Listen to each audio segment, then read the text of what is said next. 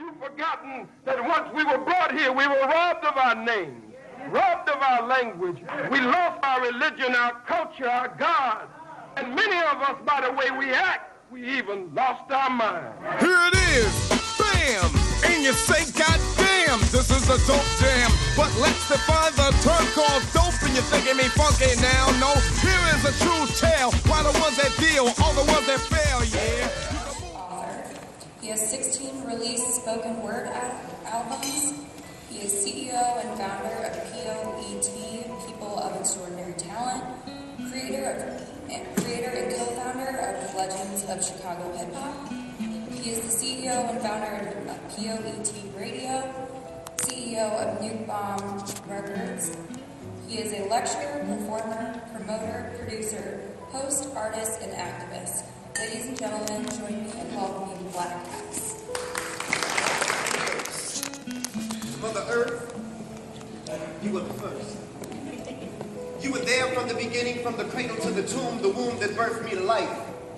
Spiritually, my mother, my sister, my daughter, my rib, my wife. The most underappreciated creature of God, and your praise is long overdue. Because see, before I was even conscious of a God, I knew mother. Mama knew you. Phenomenal woman, I was there when you ruled Egypt from a golden throne. You took the cradle of civilization and you made it your home. Phenomenal woman, I was there when you stood by King Solomon's side as all of Jerusalem kneeled at his feet. He had a whole nation in the palms of his hands, but without Queen Sheba, King Solomon was incomplete.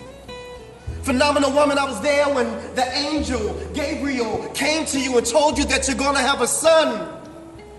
Blessed is Mary, mother among all mothers. From your womb is where we got our Savior from. You were there to get us through 400 years of slavery. And you were there to get us through segregation. And you're such a blessing because when you teach a man, you teach an individual. But when you teach a woman, you teach a nation. And you're so amazing that in the 50s you organized us. In the 60s, you went to jail for the cause.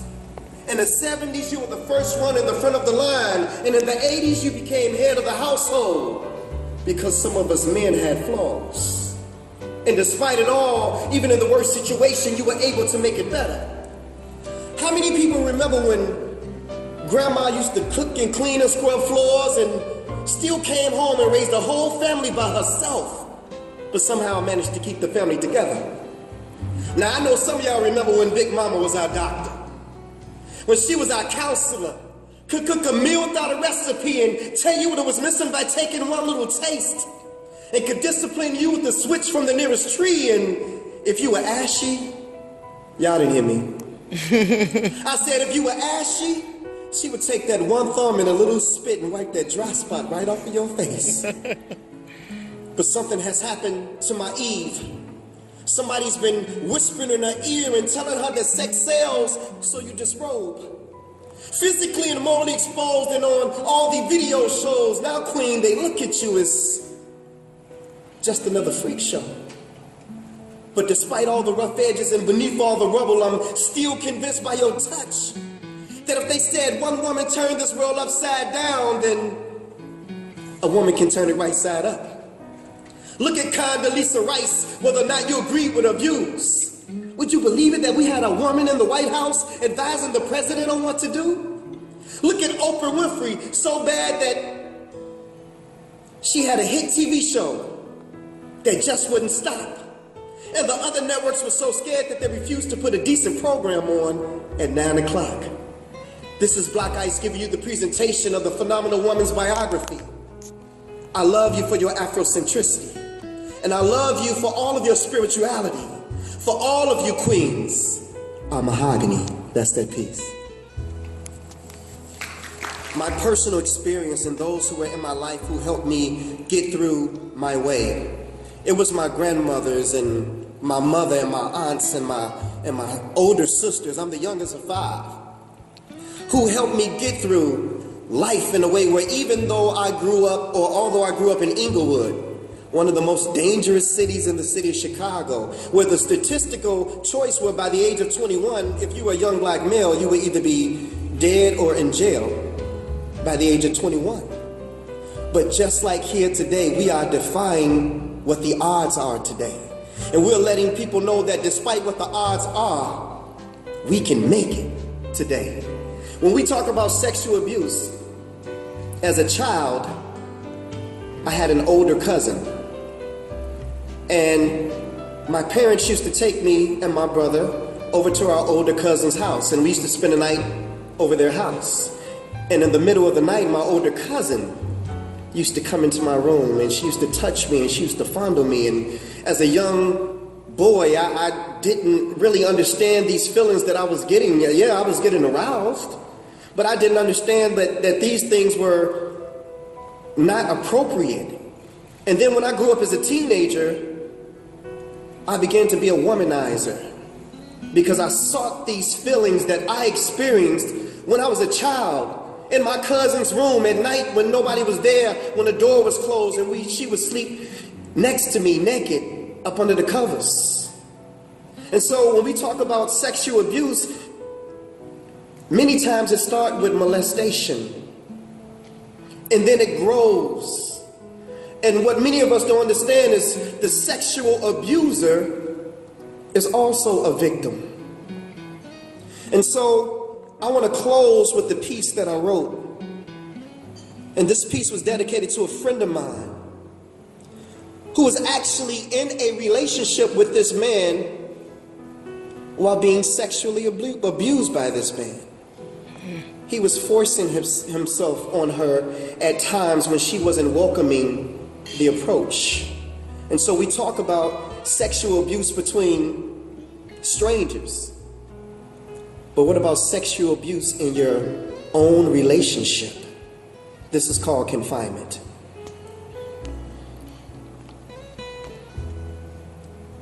She was molested as a child. She never told anyone. And by carrying all this hurt and pain around, it made her self-esteem low.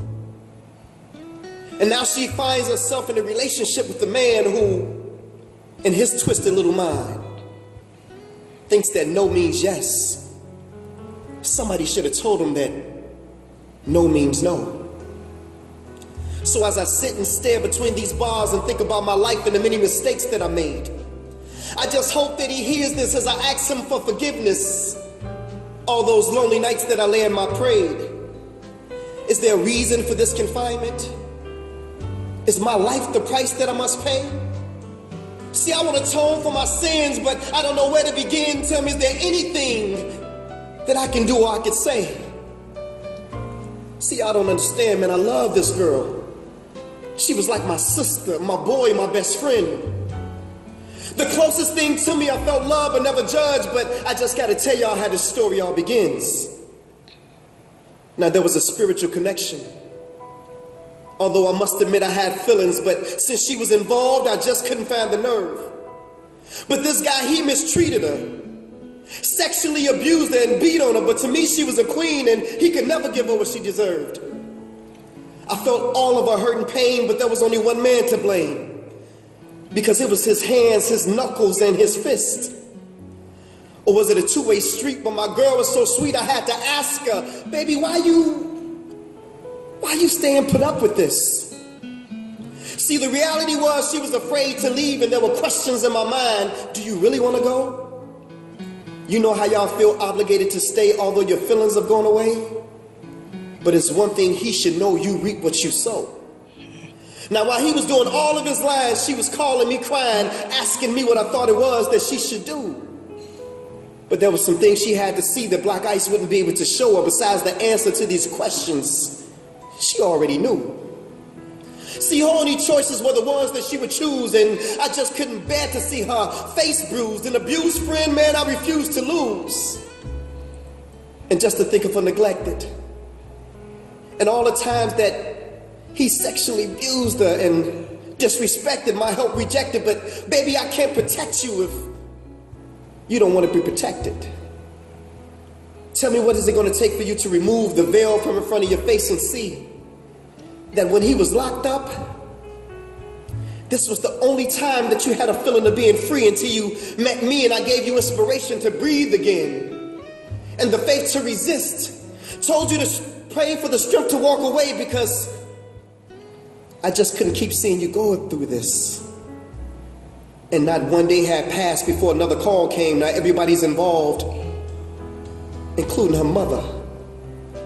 I called her up and I told her, listen, I'm on my way over, but now when I come, you know it's gonna be some drama. And now I'm pacing the floor before I walk out this door because this time she told me that he cut her. Now look, I'm trying not to snap, but I gotta come strapped. Although my intentions were just to talk to this brother. And that's when tempers started to flare as he wondered why I was there getting involved in their affair. But instead of talking man to man, I noticed something in his hands that gave off a glare. And that's when she got in between us.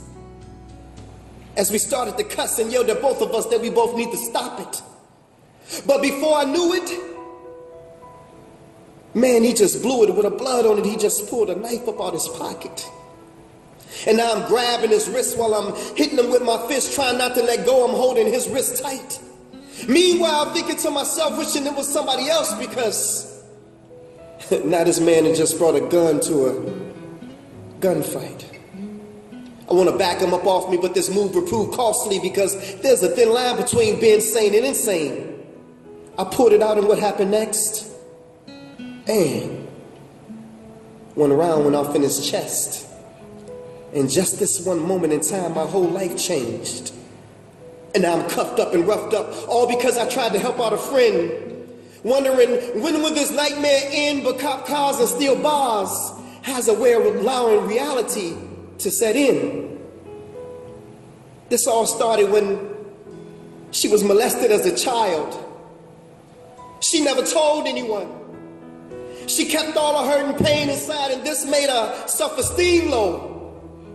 And now she finds herself in a relationship with a man who, in his twisted little mind, thought that no meant yes. Somebody should have told him no meant no. See, confinement is more than just a physical thing. There's more than one way that you can be confined. But see, my girl, she was locked into a world. And her confinement, it was the state of her mind. Thank you so much.